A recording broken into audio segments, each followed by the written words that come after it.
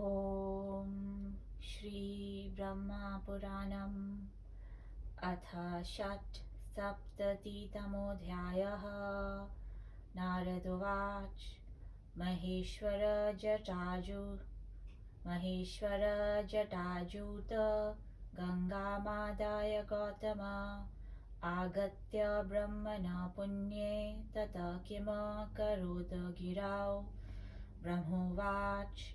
आदाय गौतमो गङ्गां शुचिप्रयतमानस पूजितो देवगन्धर्वैस्तदा गिरिनिवासिभिः। गिरेर्मूर्ध्नि जटां स्थाप्य स्मरन् देवं त्रिलोचनम् उवाच प्राञ्जलिर्भूत्वा गङ्गां स द्विजसत्तमा। गौतम उवाच। त्रिलोचन जटोद्भूते सर्वकामप्रदायिनि क्षमस्व मात शान्तासि सुखं याहि हितं कुरु। ब्रह्मोवाच। एवमुक्त्वा गौतमेन गङ्गा प्रोवाच गौतमं दिव्यरूपधरा देवी दिव्यस्त्रगनुलेपना। गङ्गोवाच। गच्छेयं देवसदनमथवापि कमण्डलुं रसातलं वा गच्छेयं जातस्त्वं सत्त्वभागसि। गौतम उवाच। त्रयाणामुपकारार्थं लोकानां याचिता मया शम्भुना च तथा दत्ता देवी तन्नान्यथा भवेत्। ब्रह्मोवाच। तदोत्तमवच श्रुत्वा गङ्गामेने द्विजीरितं त्रिधात्मानं विभज्याथ स्वर्गमर्त्यरसातले। स्वर्गे चतुर्धा व्यगमत्सप्तधा मर्त्यमण्डले रसातले चतुर्धैव सैवं पञ्चदशाकृति। सर्वत्र सर्वभूतैव सर्वपापविनाशिनी सर्वकामप्रदा नित्यं सैव वेदे प्रगीयते। मर्त्यामर्त्यगतामेव पश्यन्ति न तलं गतां नैव स्वर्गगतामत्या पश्यन्त्यज्ञानबुद्धया। यावत् सागरगा देवी तावद्देव मयि स्मृता उत्सृष्टा गौतमेनैव प्रायात्पूर्णान्वं प्रति। ततो देवर्षिभिर्जुष्टां मातरं जगतः शुभां गौतमो मुनिशार्दूल प्रदक्षिणमथाकरोत्। त्रिलोचनं सुरेशानं प्रथमं पूज्य गौतम उभयोस्तीरयोस्नानं करोमीति दधे मतिं। स्मृतमात्रस्तदा तत्र विरासीत् करुणार्णव तत्र स्नानं कथं सिद्धेदित्येवं सर्वं ब्रवीत्। कृताञ्जलिपुटो भूत्वा भक्तिनम्रस्त्रिलोचनम्। गौतम उवाच। देवदेव महेशान तीर्थस्नानविधिं मम ब्रूहि सम्यक् महेशान लोकानां हितकाम्यया। शिव उवाच। महर्षे शृणु सर्वं च विधिं गोदावरीभवं पूर्वं नान्दीमुखं कृत्वा देहशुद्धिं विधाय च ब्राह्मणान् भोजयित्वा च तेषामाज्ञां प्रगृह्य च ब्रह्मचर्येण गच्छन्ति पतितालापवर्जिता। यस्य हस्तौ च पादौ च मनश्चैव सुसंयतं विद्यातपश्च कीर्तिश्च च तीर्थफलमश्नुते।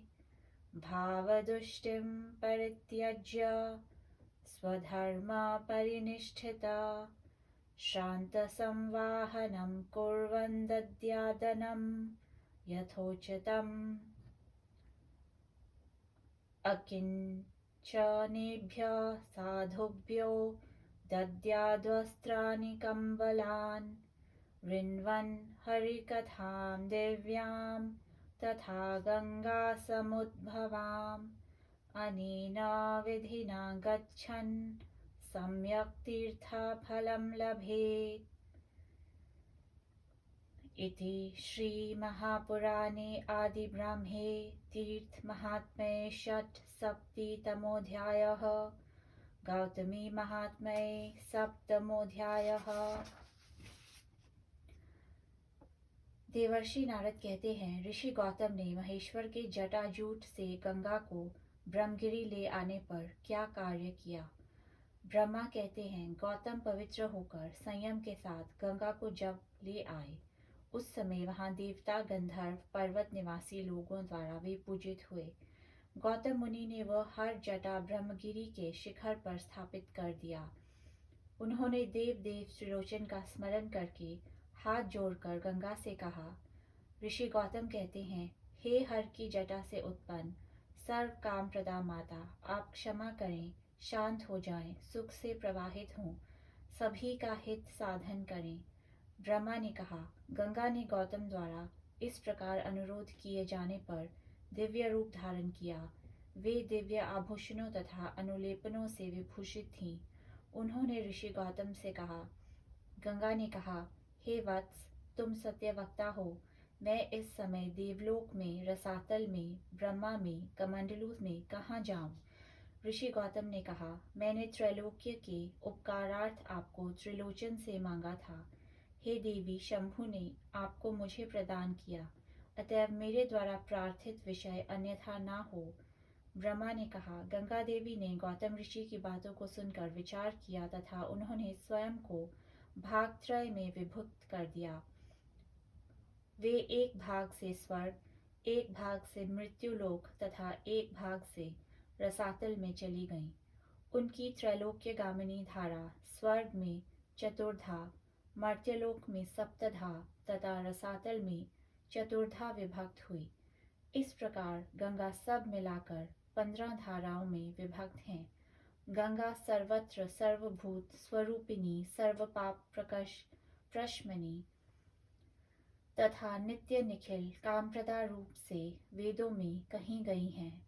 मृत्युलोक के लोग गंगा की रसातलगत मूर्ति का दर्शन नहीं कर पाते। इस प्रकार ज्ञान बुद्धि विहीन मर्त्यलोक निवासी स्वर्गस्थ गंगा की मूर्ति नहीं देख पाते। वे केवल गंगा के मर्त्यलोक में प्रवाहित रूप का ही दर्शन कर पाते हैं। गौतम द्वारा लाई गई सागरगामिनी गंगा देवी देवमय रूप से विख्यात हैं। वे पूर्व सागर की ओर प्रयाण कर गईं। उसके पश्चात मुनि शार्दूल गौतम ने देवर्षियों द्वारा सेवित पावनी जगन्माता गंगा की प्रदक्षिणा की। फिर वे विचार करने की, मैं सुरेश्वर त्रिलोचन की अर्चना करके दोनों तट पर स्नान करूंगा। गौतम ऋषि द्वारा स्मरण करते ही उसी मुहूर्त में करुणा सागर शंकर वहां आविर्भूत हुए। तब गौतम ने उनसे पूछना चाहा कि किस प्रकार के स्नान से सिद्धि मिलेगी। यह निश्चित करके उन्होंने हाथ जोड़कर भक्ति से नम्र वचनों द्वारा त्रिलोचन देव से पूछा, हे देवादिदेव महेश, जगत के हित के लिए आप सम्यक रूपेण तीर्थ स्नान विधि कहिए। भगवान त्रिलोचन कहते हैं, हे महर्षि, तुम अब इस गोदावरी नदी में स्नान संबंधित समस्त विवरण श्रवण करो।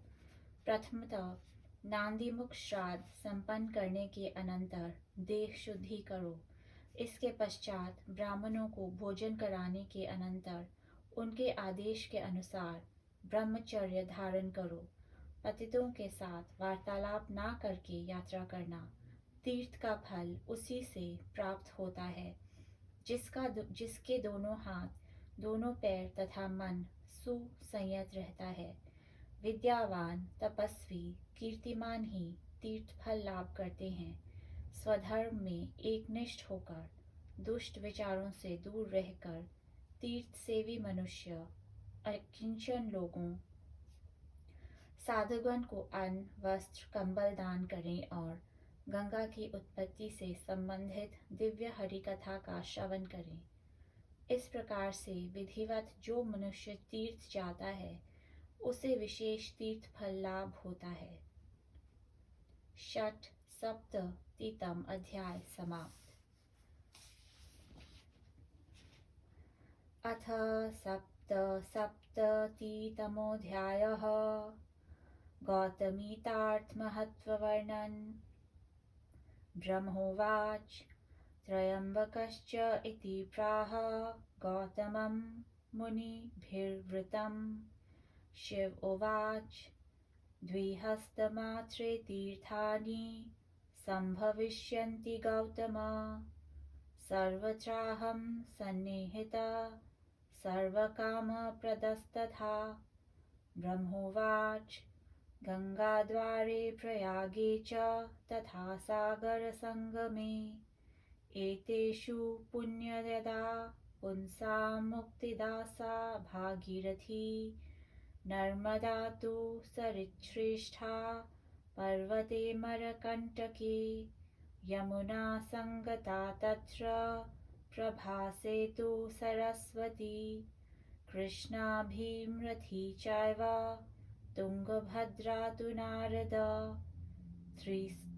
तिसॄणां संगमो यत्र तत्तीर्थं मुक्तिदं नृणां।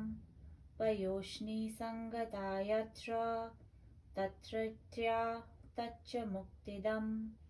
इयं तु गौतमी वत्स यत्र क्वापि ममाज्ञया सर्वेषां सर्वदा नृणां स्नानान्मुक्तिं प्रदास्यति। किंचित् काले पुण्यतमं किंचित् तीर्थं सरागमे। सर्वेषां सर्वदा तीर्थं गौतमी नात्र संशय। तिस्रकोट्योर्ध्वकोटि च योजनानामशतपये। तीर्थानि मुनिशार्दूला सम्भविष्यन्ति गौतम। इयं माहेश्वरी गंगा गौतमी वैष्णवीति च। ब्राह्मी गोदावरी नंदा सुनंदा कामदायिनी। ब्रह्मतेज समानीता सर्वपापप्रणाशिनी। स्मरणादेव पापौघहन्त्री मम सदा प्रिया। पञ्चानामपि भूतानामापः श्रेष्ठत्वमागता। तत्रापि तीर्थभूतास्तु तस्मादापपरा स्मृता। तासां भागीरथी श्रेष्ठा ताभ्योऽपि गौतमी तथा। आनीता सजटा गंगा अस्या नान्यच्छुभावहम्। स्वर्गे भुवि तले वापि तीर्थं सर्वार्थदं मुने। ब्रह्मोवाच इत्येतत् कथितं पुत्र गौतमाय महात्मने। साक्षाद्धरेण तुष्टेन मया तव निवेदितम्। एवं सा गौतमी गंगा सर्वेभ्योऽप्यधिका मता। तत्स्वरूपं च कथितं कुतोऽन्यश्रवणस्पृहा। इति श्रीमहापुराणे आदिब्रह्मे तीर्थमाहात्म्ये सप्तसप्ततितमोऽध्यायः। गौतमी महात्म्येष्टमोऽध्यायः।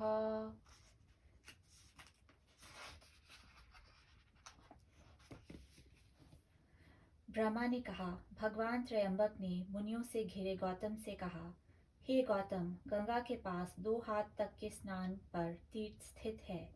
मैं सबका मनोरथ पूरा करते हुए वहाँ सर्वत्र सन्निहित रहता हूँ। ब्रह्मा ने कहा, गंगा द्वार, प्रयाग, सागर संगम, इन स्थान त्रय में भागीरथी मनुष्यों के लिए पुण्यप्रदा तथा मुक्तिप्रदा हैं। अमरकंटक पर्वत पर नदियों में श्रेष्ठ नर्मदा हैं। यमुना उसमें मिलती है। प्रभास तीर्थ में सरस्वती बहती है।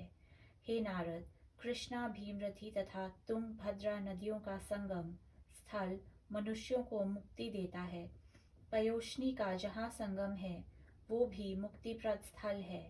मेरे आदेश अनुसार ये गौतमी नदी जहाँ जहाँ प्रवहमान है वहाँ वहाँ तो स्नान मात्र से सभी कामनाओं का फल तथा मुक्ति फल प्राप्त होता है।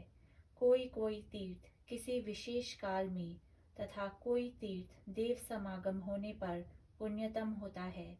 ये गौतमी नदी सभी काल में सबके लिए पुण्यतम है। ये निसंदिग्ध है। हे गौतम, 3,50,00,000 तीर्थ यहाँ से 100 योजन में विराजमान है। ये माहेश्वरी गौतमी गंगा ही गौतमी, वैष्णवी, ब्राह्मी, गोदावरी, नंदा, सुनंदा, कामप्रदा नाम से विख्यात है। ये ब्रह्मतेज से लाई गई है, अतः ये काम फल प्रदा एवं सर्व पाप नाशिनी है।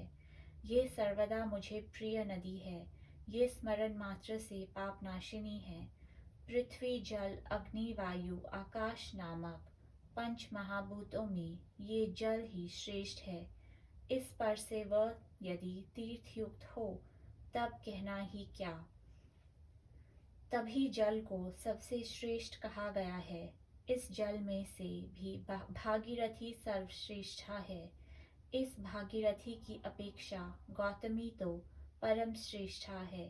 हे मुनि प्रवर, ये गंगा हर की जटा के साथ लाई गई, इसलिए इससे बढ़कर कोई अन्य शुभ तीर्थ नहीं है। जबकि स्वर्ग, पृथ्वी तथा पातालस्थ सभी तीर्थ मनोहर पूरक भले ही हैं, लेकिन कोई भी तीर्थ इसके समान नहीं। ब्रह्मा ने कहा, हे पुत्र, साक्षात महेश्वर ने ये सब वर्णन गौतम से किया। वही प्रसंग मैंने प्रसन्न होकर तुमसे कहा। इस प्रकार ये गौतमी गंगा सर्वापेक्षा प्रधान मानी गई हैं। मैंने इसका स्वरूप तुमसे कहा है। अब और क्या सुनना चाहते हो? सप्ततितम अध्याय समाप्त।